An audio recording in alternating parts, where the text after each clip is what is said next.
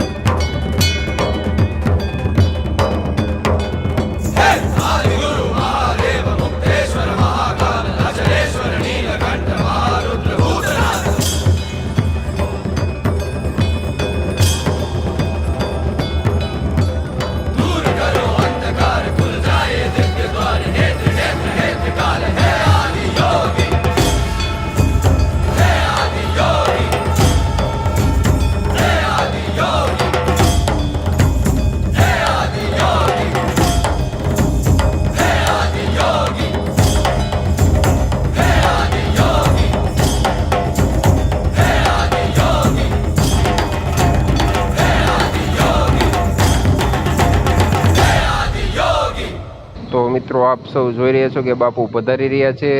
તો બાપુના દર્શન કરીને ઘણો આનંદ થયો છે। તો જય મહાદેવ મિત્રો।